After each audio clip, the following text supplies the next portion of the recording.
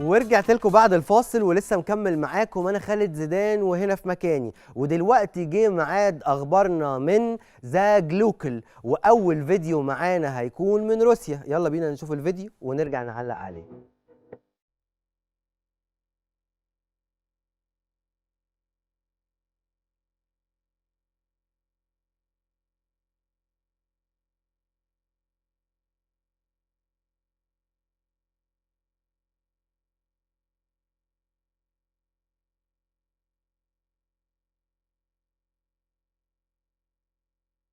زي ما انت شفتوا كده الفيديو ده فيه 3 اشخاص واقفين بيتخانقوا، واحد لابس بابا نويل والتاني لابس سبايدر مان والتالت لابس الفار الطباخ. والغريب ان كان في حد بيصورهم من بعيد. تقريبا بعد ما خلصوا الشغل بتاعهم كده حاجه حصلت. بس السؤال اللي محيرني بصراحه، ليه الخناقه دي تحصل ما بين ال3 دول؟ يعني مثلا سبايدر مان ده عايز ايه من الفار الطباخ؟ حاجه مش مفهومه خالص بصراحه.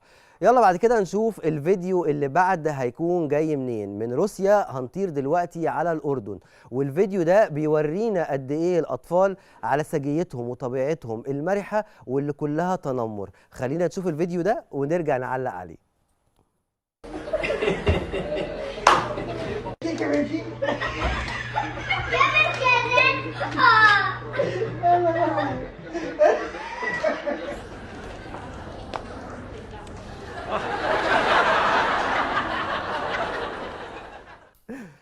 زي ما انت شفتوا كده الفيديو ملوش علاقة بالتنمر ولا حاجة، ولكن البنت باباها رجله مصابة ومحطوطة على عكاز، فهي مش سايبة الموقف يعدي كده وخلاص، قعدت تهزر معاه وتحرك رجليها قدامه بالرجل السليمة. واللقطة ببساطة تخليك تقول شايفين الطفولة؟ مفيش حدود للبراءة. ومن الدنيا مصر وتحديدا من الدقهلية جاي لنا خبر دلوقتي رائع ومحفز جدا. في مدرسة الشهيد أحمد شعيب الإعدادية مدرس شاطر جدا عمل مسابقة للطلبة لاختبار التركيز علشان يشجعهم ويحفزهم على الانتباه والتركيز. بصراحة مبادرة ممتازة جدا تستحق كل التقدير، وده مثال جميل قوي على ازاي التعليم ممكن يبقى ممتع ومسلي في نفس الوقت. يلا بينا نشوف الفيديو ونرجع لبعض.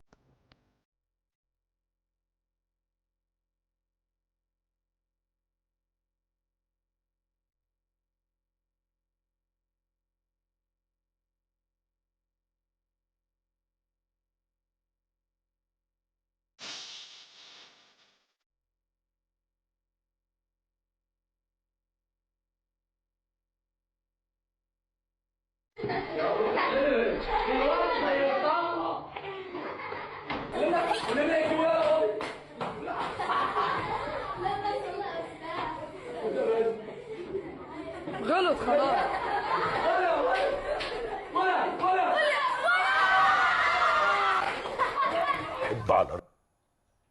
زي ما انتم شفتوا كده الفيديو كان جميل جدا. وعايز اقول لكم بقى دلوقتي لو ما تعرفش، فاليونسكو اعلنت رسميا ادراك الكشري المصري على القائمه التمثيليه للتراث الثقافي غير المادي لعام 2025. يعني دلوقتي زي ما انتم شايفين كده محدش يقدر يقول ان الكشري ده بتاعكم ومش بتاعنا. لا يا جماعه، الكشري رسمي 100% مصري ومن التراث. فاهمين ولا نقول كمان؟ زي ما انتم شايفين كده ده الخبر. وبرضه لو ما تعرفش، فوزارة البيئة أعلنت عن عودة أسراب طيور الفلامينغو المهاجرة إلى بحيرة قارون، وده بيدينا تذكير جامد إن مصر فيها حاجات رهيبة بجد. منظر طيور الفلامينغو في بحيرة قارون مميز للغاية، وهيظل ساحر لكل اللي بيجي يشوفه، وكمان تعتبر واجهة سياحية مهمة جدا للبلد. يعني يا جماعة عندنا حاجات كتيرة قوي في مصر لازم تشوفوها، ومنهم بحيرة قارون اللي في الفيوم. ومن الفيوم هنطير دلوقتي على الصين. ده الخبر، هنروح بقى للصين. بيقول لك هناك بقى في الصين ايه اللي حصل؟ في طفل عنده 8 سنين خد عقد ذهب من ورا مامته، وكسره قسمه كهدايا على اصحابه في المدرسة. زي ما انتم شايفين كده الخبر. تفتكروا بقى لو حصل ده في مصر هيكون رد الفعل بتاع ام الطفل ايه؟ انا بصراحة نفسي اعرف كده، ده لو حصل ايه اللي هيحصل. وواحدة بقى عاش في الرياضة للعداء المصري يحيى محمد اللي فاز بالميدالية الذهبية في سباق 110 حواجز بدورة الألعاب الأفريقية للشباب. يا سلام يا يحيى، عاش والله، هو ده البطل بتاعنا يا جماعة. وتفضل مصر دايما مبدعة وعندنا شباب مبدع جدا جدا. وكمان الرياضة عندنا حصل فيها خبر تاني مهم، وهي المصرية يارا البدوي بتفوز بالميدالية الذهبية في منافسات فردي لتنس الطاولة بدورة الألعاب الأفريقية بإنجولا. برافو يا يارا، الإنجاز ده يرفع راس مصر، والبطولات دي بتأكد ان مصر فيها شباب وبنات موهوبين وابطال حقيقية. وواحدة بقى عاش بس المرة دي في الامانة. ليه؟ علشان الطالبة في جامعة اسكندرية، الطالبة دي اسمها شروق، عملت ايه يا جماعة؟ لقت 2800 دولار. عارفين يعني ايه 2800 دولار؟ مبلغ كبير قوي بصراحة. بس هي ما ترددتش لحظة، بلغت مشرف الرحلة وكمان الشرطة. برافو عليك يا شروق، الامانة المصرية لسه موجودة والشباب ده فخر كبير لمصر.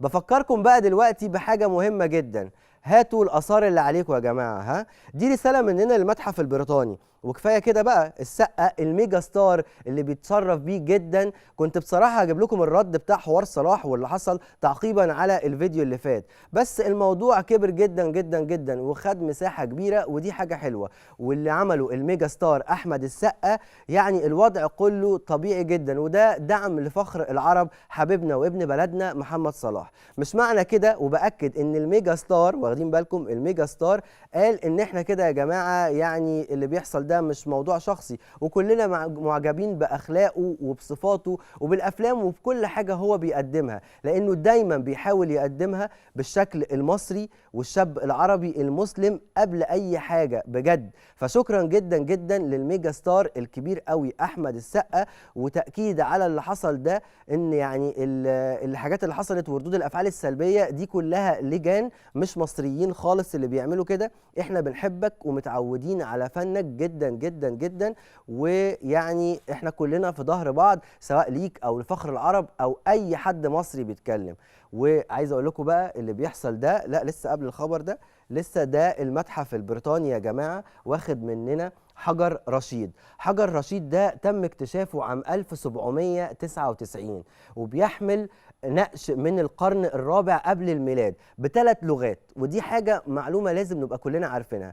أول لغة هي الهيروغليفية، والتانية الديموطيقية، والتالتة اليونانية، وكان مفتاح لفهم الحضارة المصرية القديمة. فالحجر ده مهم جدا، يا ريت يرجع لبلدنا ويتحط عندنا في المتحف المصري الكبير، ويرجع من بلد هي مش بتاعته، ده في بريطانيا، بيعمل ايه هناك؟ اما بقى دلوقتي عندنا خبر مهم جدا جدا جدا جدا، وهو الاستحواذ يا جماعه. الاستحواذ اللي حصل من نتفليكس، واللي ما يعرفش هقول لكم بطبيعه الامر دلوقتي ايه اللي حصل بالظبط على خبر الكبير اللي هو الاستحواذ على شركه وورنر براذر. والصفقه دي تبلغ قيمتها 82 مليار فاصل 7 من 10 مليار دولار. بصراحة رقم خيالي، ومستقبل الأفلام والمسلسلات هيتغير جامد جدا بعد الصفقة دي.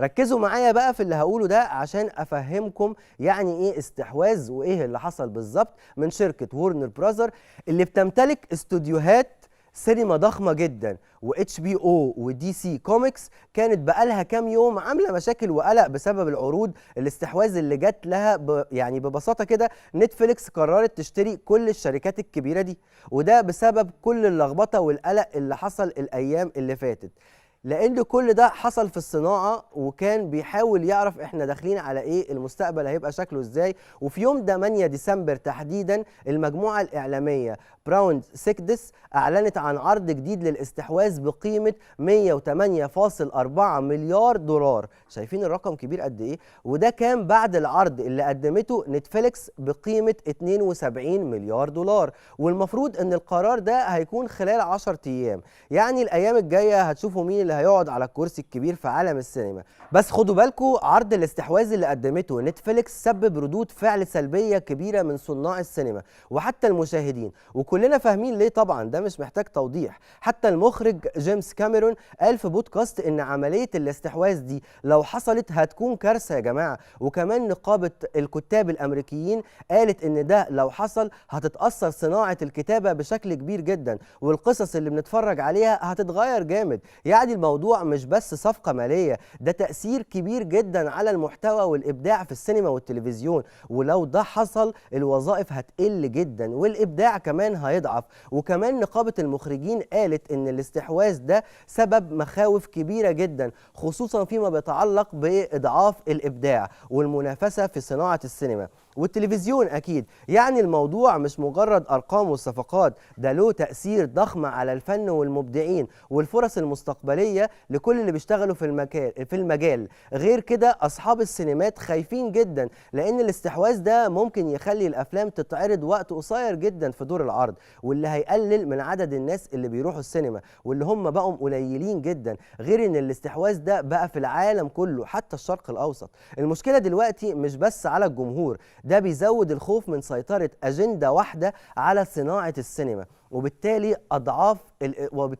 إضعاف الإبداع واحتقار المحتوى. تخيلوا كده شوية من الناس يعني اللي بيحبوا السينما الاختيارات هتبقى محدودة جدا، وكل حاجة هتتصدر بالشكل اللي هم عايزينه بس. وده بان بجزء كبير جدا في أول فترة ظهرت فيها نتفليكس. فاللي بيحصل ده أمر كارثي حقيقي. وبكده نكون خلصنا كل أخبارنا من زجلوجل النهاردة.